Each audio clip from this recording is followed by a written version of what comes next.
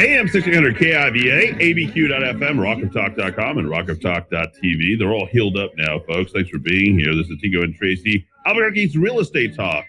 As always, you can pick up the phone and dial them directly. 505-448-8888. That's 505-448-8888. Or you can find them directly online at the #1 real estate website in the state of New Mexico. We're now covering 1.3 million people. So Santa Fe, listen in. Los Alamos, listen in. And all the way down to Socorro. We want you to listen in and get some real estate advice here this morning. Tego, Tracy, good morning. How are you? Good morning. And some real estate data.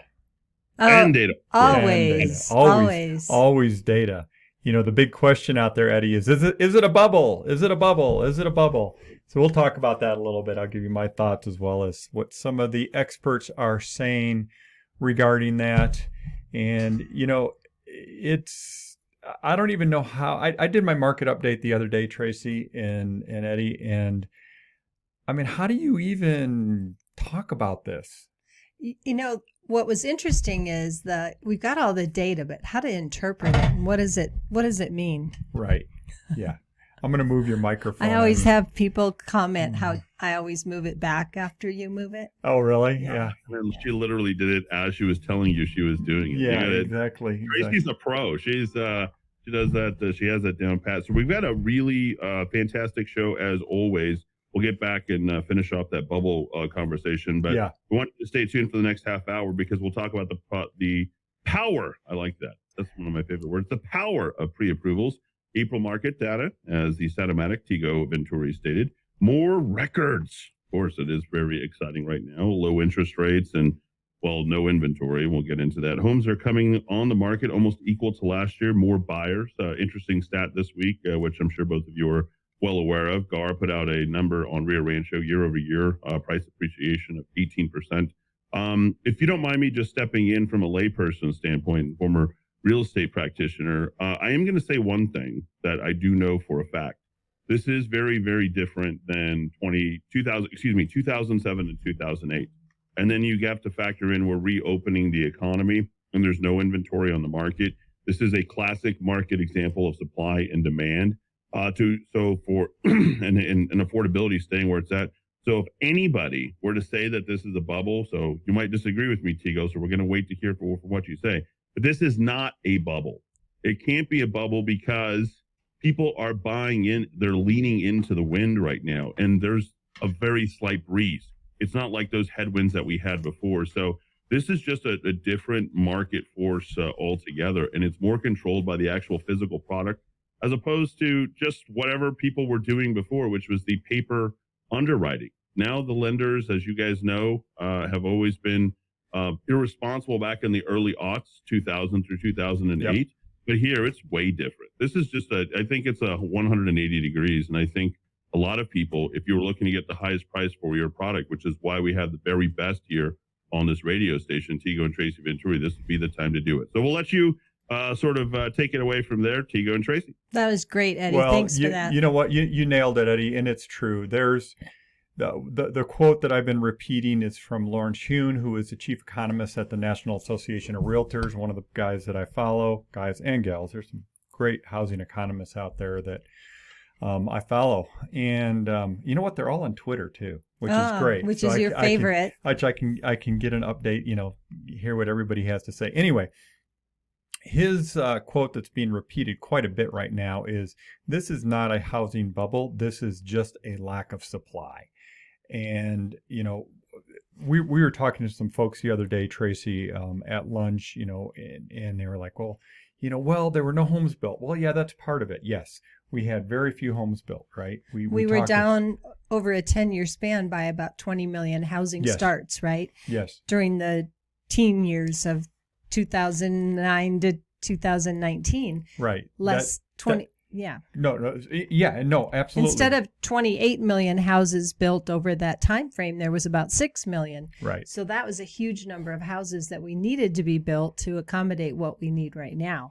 Yeah, and here in Albuquerque, we're actually behind even some of the other markets in the Southwest in construction. We have not built at the same pace as some of the other markets. So yes, we are definitely behind in new construction. again, there's, it's a perfect storm of things happening. We've talked about the fact that a lot of people decided not to sell last year for whatever reason, right? We April, May of last year, half the number of homes came on the market that normally do. So April, May last year was the beginning of COVID. Right. We didn't know what was happening. People were at home. They weren't going out. And how could people decide to make their house available to be purchased or for sale during the beginnings of the pandemic?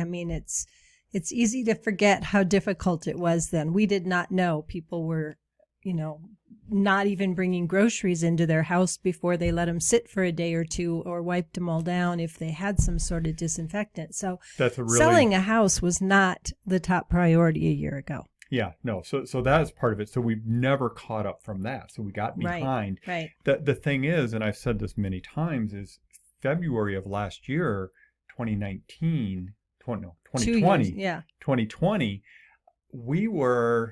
we already knew that we were going to have tight supply.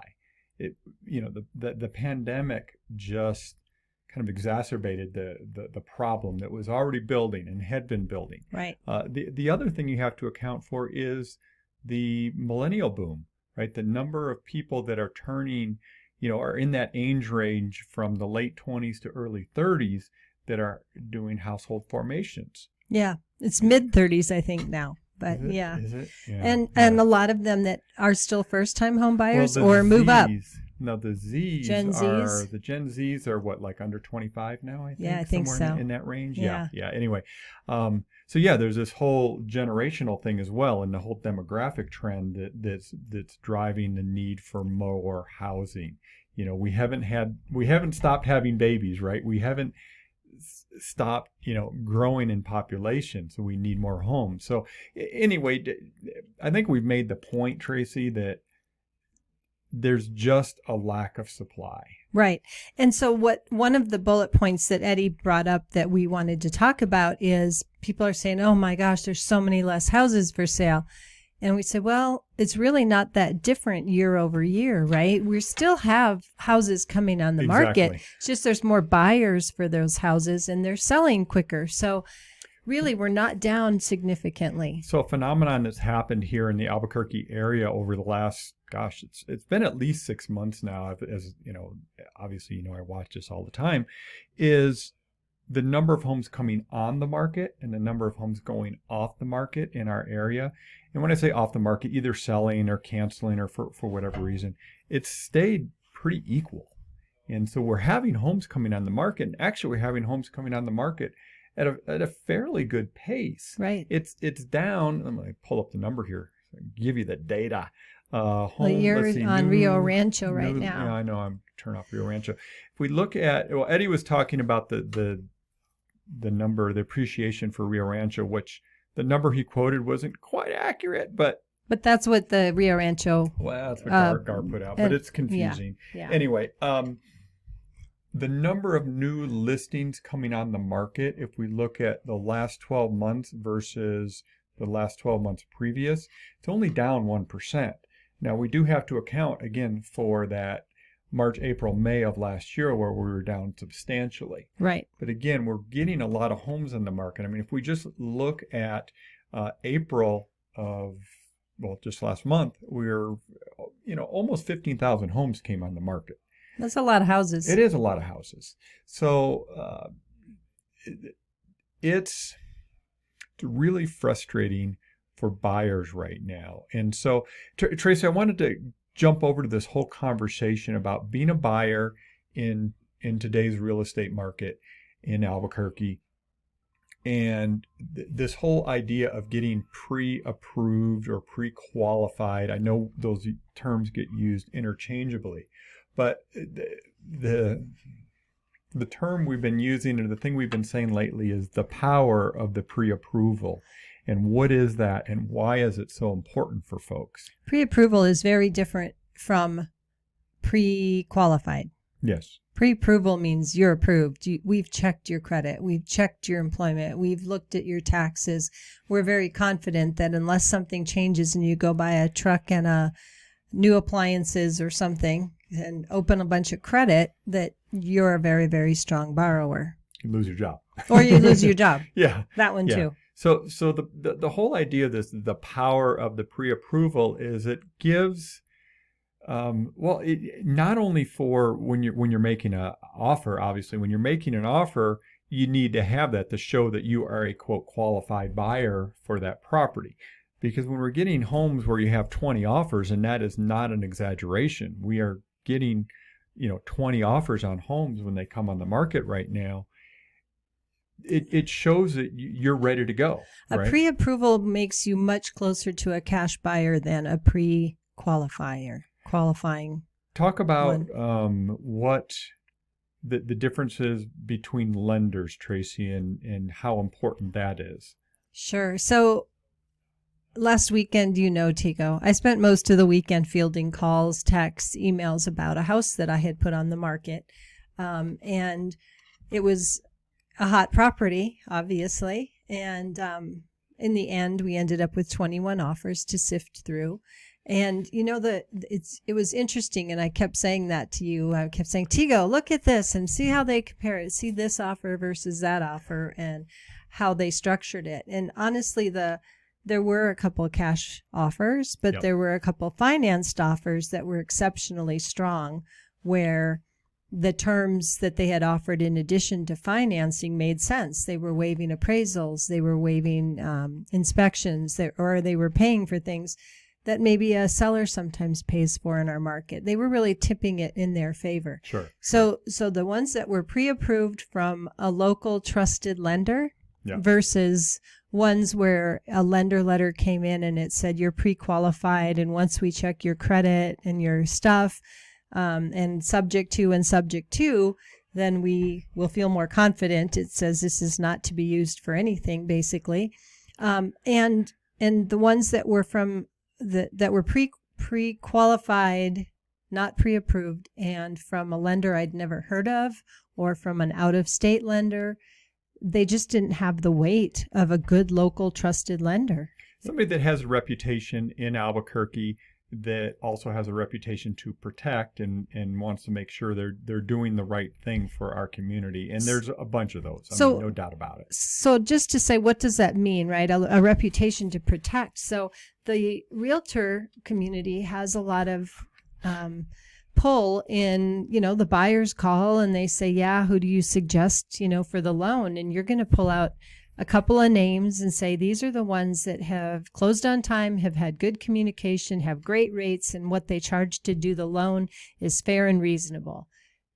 And those are, are the ones. When we get a lender, even local, who has dropped the ball a few times, or in the end has to say, my client can't buy the house anymore, they don't qualify. We go, well, how could we get 3 weeks in and they don't qualify? And they go, well, we just pulled credit, we just checked their employment history, we just found out that they're a co-signer on this other loan, or it's stuff. And then when that happens more than once, you remember those things. Everyone has issues come up. Yeah, no, the best local lenders have issues come up, and it's oftentimes not in their realm to affect. It's whatever the borrower did that didn't disclose properly up front, right? Or they changed jobs, or something changed with the borrower.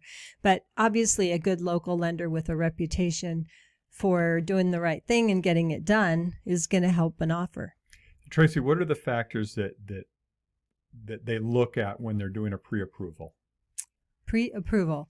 So typically they are going to look at their income, their debt, their assets, their credit history, their employment, the length of employment. So if they recently switched career fields, maybe a different job, but not in the same field, that can be very important. Sure. And so all of those things are really important. Income and assets, right? They're going to look to make sure that somebody can afford to make the payment on the house long term. They're going to check, they're going to ask the employer whether the employer answers or not, but they're going to ask the employer if there's anything that looks like it's on the horizon. Is this job stable? Is this person going to be there? Yeah, and I've filled those out for people that work for us, and right. I mean, they want to know, right? And they check and double check. And just the last thing on this subject is, it's not just so that you show that you're a strong buyer. You then know, what your purchasing power is, what your monthly payments are going to be. Totally. So it really gives you clarity on determining what you should be looking at. Absolutely. And so a lot of times, Tego, we talk to a client and we say, well, what kind of price range are you looking in? And really the better answer is, what's your monthly payment comfort? Because most people know how much they're paying right now, how much their rent might be, or how much their current house is, and how much more they could do if they want to step up that and still feel comfortable and confident that that house isn't going to be more than they're ready to take on. Yeah. So getting pre-approved does all that. It gives you that confidence that you know that when that house comes on and you have to maybe stretch yourself to a price a little bit higher than maybe what you wanted, you can move forward confidently and know that it's still in reach. Yeah.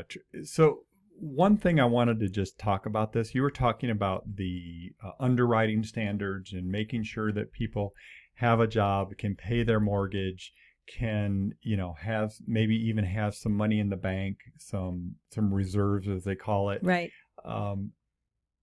That wasn't happening in 2004, 5, 6.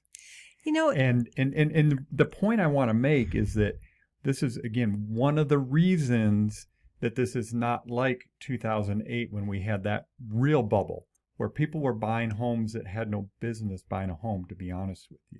Right. And, Eddie's intro into our segment today laid it out really clearly. And I wanted to point out that, kind of made it sound like all the lenders were at fault for that. But honestly, all those lending programs were available. All they did was say, hey, this program will fit what you're looking for. We're going to put you in that loan. And the borrower is the one who qualified for whatever the loan was at the time, right? Yeah. No. Yeah. I blame the borrower, not a lender. There's plenty of people to blame for that, and all the way from government programs and governments pushing, homes for everybody, right? Right. And that's true. But again, I mean, there's a lot of stuff to blame there. The Wall Street has culpability. Again, it goes on and on and on. The takeaway though is lessons learned, right? We've learned our lessons, right? We have much better, I want to say programs. We have much better data into what's going on in the housing market, as well as, how to deal with it, right? We didn't have forbearance plans back in 2008 and 9 like we do today that's helping people get through not being able to pay their mortgage. Right. So we didn't have the government stepping in quickly and supplying funds to people also just to keep the money flowing. So Tego, tell us a little bit. I know you just did a market update for 2021. I'm curious, 2021. Yeah, April 2021. April 2021. So median prices. Okay, I got rapid fire for you. You're gonna love this. You're gonna love this. This is my rapid style. Fire. Rapid fire. April 2021. Here's the rundown. You can also look for my video that I just did on this. It's on my Facebook and on our YouTube. But for April, average sale price $314,787. Basically, $315,000 average sale price. That's up 12% in the last 12 months. Okay, that's March through April. Median sale price $273,000. I remember when it went over 200 not that long ago, and we were like, "Wow, that was a big milestone." Right. Median sale price is now $273,500. That's up 13% over the last 12 months. And tell us what median is. Median is the number between all the lower price homes. You take. Let me rephrase it. I think people remember this from math, but median is the middle between all the higher and all the lower. Boy, it's not like the middle price. Like it's not like if the lower was $500 and the upper was $1 million, it wouldn't be $750. It's the number of homes equal lower than that number and the number of homes higher than that number. Correct. So I think that was about 7th grade. I think we just confused everybody. But anyway, median up 12. Yeah, it's up substantially. 13%. Average is up substantially. And again, those move up also not just because prices go up, but also because less lower priced homes are selling, more higher priced homes are selling. Right. Let's keep going rapid fire. Yeah. Hey, you interrupted. I know. Average price per square foot up to $160. Tracy, remember when things were just getting over 100 per square foot? We're like going, wow. I remember when a lot of my searches I would set up for my home buyers. Yeah. I would put in a price per square foot of like 80 to 100 per square foot, and I would have a ton of houses to choose from. Yeah. Yeah, that was back in, 10, 11. Yeah. Up 11% the average price per square foot over the last 12 months. And that's probably a really good indicator of overall price appreciation. That number Eddie said earlier about Rio Rancho up 18%, that had to do with same month, right? April versus April, right? So, if you look at that, it's a little different than taking the whole rolling 12 months. Right. So, number of homes on the market down below 700 in the greater Albuquerque. First time ever. First time ever. Again, all I'm time. sure that in 1930 there was less than 700 on the market, but we're talking about since we've been keeping track in like the last 30 years or so. Well, actually, it's back to 2003 is the data I have, but even before that. It's almost 20 years. Yeah, exactly. Pending sales. For April, that's the number of homes going under contract. Again, this whole idea that, well, we have no homes to sell. No, we have homes to sell. We had the second highest number of pending sales, again, back to 2003. The only month that it was higher was June of last year. And that's coming after out of, it was the March and April people. So this whole idea that there's no homes to buy. Well, there's plenty of homes to buy because we had a record pending month. Annualized closed sale, I don't do the monthly because annualized gives you a better idea, but the number of closed sales, if you look at it in a 12-month rolling, up 8.4%. Again, we had the inventory. Yep. It's just selling really fast. And this is shaping up to be a record year. Right now, if you look at it, just the pace, the 12-month rolling, we're ahead of April 2006, which was the peak back then. We're ahead of that now. Average days on market, that's another good indicator of just, supply, demand, what's going on out there. We're down to 15 days average, 3 days median on days on market. So half of the houses are selling in 3 days. Going pending sale. Yes, exactly. Half are selling in 3 days. Exactly. And month supply, which is a supply-demand ratio, we look at that to kind of get a gauge for, is it a seller's market, buyer's market? Traditionally we've said 5, maybe 6, maybe 4 months supply is kind of a balanced market, not advantage buyer, advantage seller, if you will. Right now we're at a half a month, 15 days. So, clearly we're at very, very tight supply. Homes are selling super fast. I think the question is there any relief coming? And when I say relief, I'm talking about homes coming on the market. At this point, there's no indication of it. There isn't. We do know that there are many people right now who maybe were going to sell last year that are getting ready to put their home on the market this year. So we hope that will happen, that they feel comfortable doing that. And we know there are a lot of new neighborhoods coming from builders around the area. A lot of new neighborhoods being announced right now by Twilight, Hakes, D.R. Horton, Pulte, Abrazo. So, yeah. If people are thinking of selling, this is what we do, right, Tracy? If somebody wants to get a hold of us, talk about getting their home on the market, getting the most money and most convenient sale for them, how do they get a hold of us? Sure. The best way is to give us a ring, 448-8888. I guess we need the 505 now. Yeah. 505-448-8888. And we will set you up with one of our best home selling partners here on our team who can do a free market analysis for you, talk to you about the market, how your home might compete in the market and what the process might be.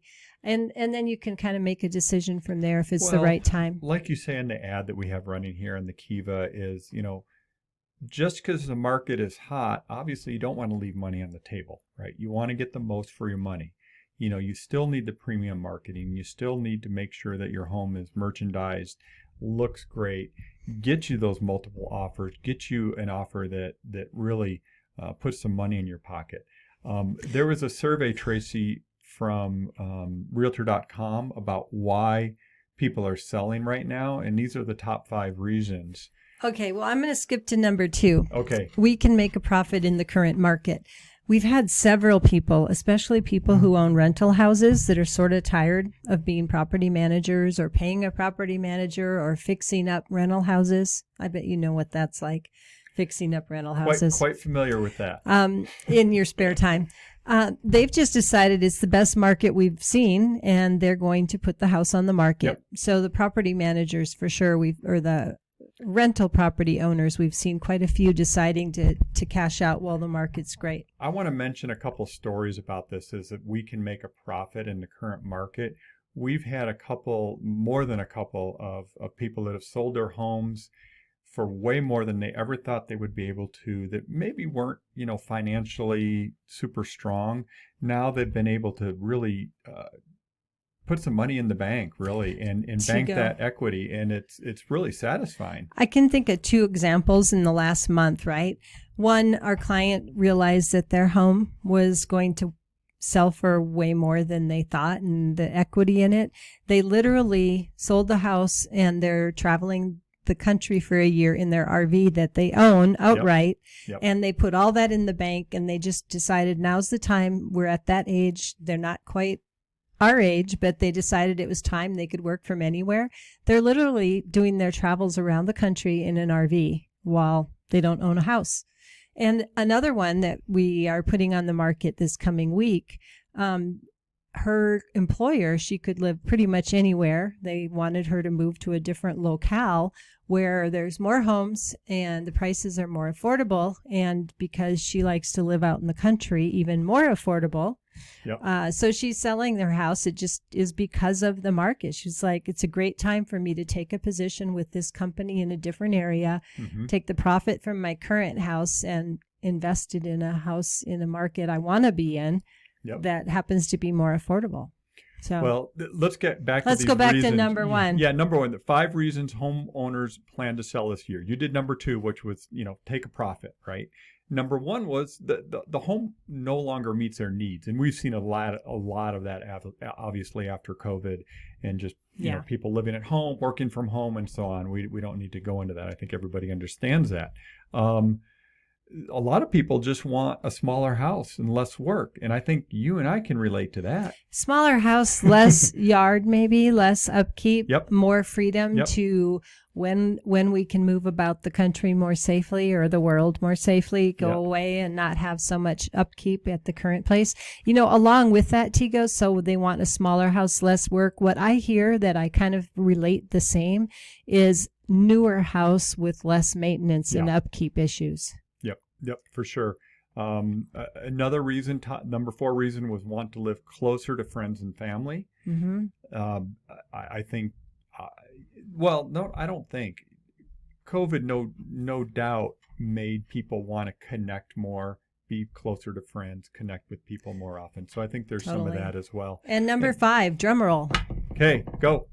We want different features and amenities, of course. So. Well, that kind of goes in with number 1, which was our home no longer meets our needs. But, right. Yeah, they kind of go together. So, so there we go. I don't know if you heard me, Eddie, earlier when you were talking about we're not in a bubble, and you nailed it. I mean, it's not a housing bubble; it's just a lack of supply. That's the deal. And not even a lack of supply. There's no supply. Let's just factor in just what an amazing time it is to sell your house right now, and let's just advance, if you will, what's going on with Intel and the announcement of those 2 jobs, which is going to bring us another 700 homes.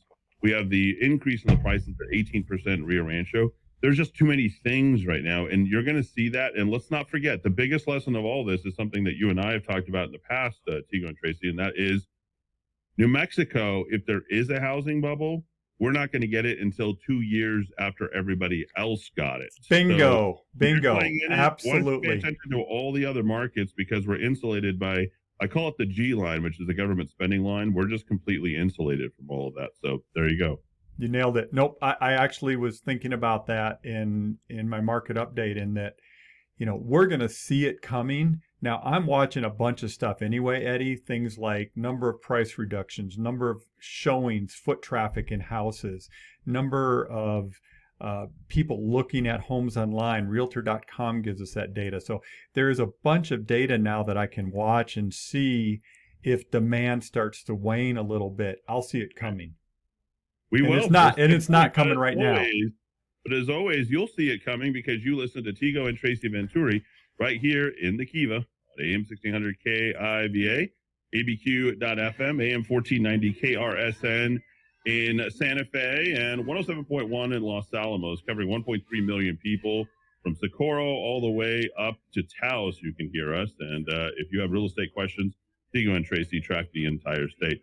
505 now, 448-8888. That's 505-448-8888. WelcomeHomeABQ.com. Thank you both. We'll see you both next week. Thanks, Eddie. Thank you.